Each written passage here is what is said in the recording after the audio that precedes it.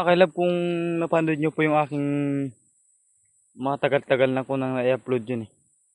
Yung luya kong tinanim, ang urot po nun higit parang maano pa yun ay tawag dito. Maliit pa ang mga urot nun. Pero ngayon nung lumipas ang mga 2 linggo, ayun, ang lalaki na nila mga kailab, may higit na sa 100 kalat kalate. Napakita ko sa inyo. So, mga kailab, ito na po yun o yung luya.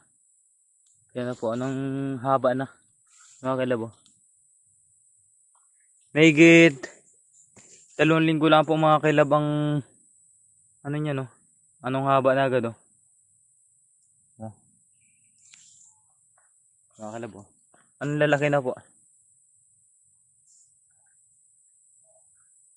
Hindi ko mga kailab na expect na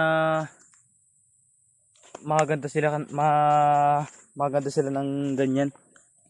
Kasi yung karamihan po ay huling kumbaga huling lumaki ay iribukod. 2 linggo pa lang mga kailab oh. Ay anong haba na. Tingnan po. Pero yung iba mga kailab maliliit pa, pero yung iba malaki na. Bali hindi po pantay-pantay ang laki nila. Mga kailab oh. Pati yung mga tinanim ni Mamang Buyboy mga kailab. Oh, mga nag-aanuhan na. Dito. Nagatalbusan na. Mga ilang buwan pa lang ay magkakalaman na yan. Yun yung mga kailab oh. Anong ganda ng kanyang pagkatubo. Oh. Talaga laang oh. Nakakatuwang pagmasdan mga kailab yung ikaw ay mahilig magtanim tapos anong ganda nakakalabas Mga ilang linggo pa mga kailab at yan ay ma-harvest ko na. Oh. Anong gaganda ng kanilang mga katawan, anong tataba. Apakita ko rin sa inyo mga kailab yung aking tinanim na tubo. Oh, anong lago ng mga kailab, yan po yung mga gulay. Pag kami po man din ay gulay. Nakuha lang si mama dyan ng mga talbos, talbos ng kamuti, talbos ng buyboy, ayun Tapos mga kailab, yung aking saging ay nautoy. Hindi po hari maganda sa mainit maigin.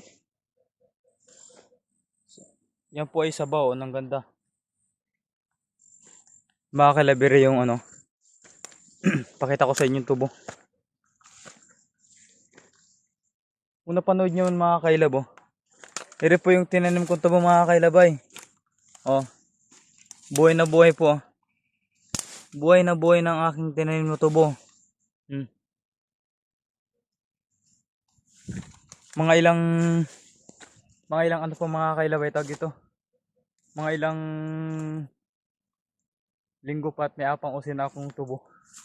Pakita ko rin sa inyo mga kailab yung aking tinanim na rambutan. May mga na mga kailab ay tawag dito. May mga talbos na, kumbaga buhay na. Ito mga kailab Yan. Yan po yung tinanim kong rambutan. Marami itong mga kailab. Nakakatuwa lang mga kailab dahil yung aking pinaghirapan na mga tinanim ay nagabunga, kumbaga success baga. Marami pa dito Ito mga kailab, tinanim ko rin yan. Yug. Yan po Yan. Ang gaganda na. Mga kailab, mga tanim ko yan. Yan rambutan ko yan mga kailab. Yan Sabi nga after 10 years from now, sabi ni Madaya, may bunga na yan Rin tanim na pinya. Nilulaba. Ay saan natira?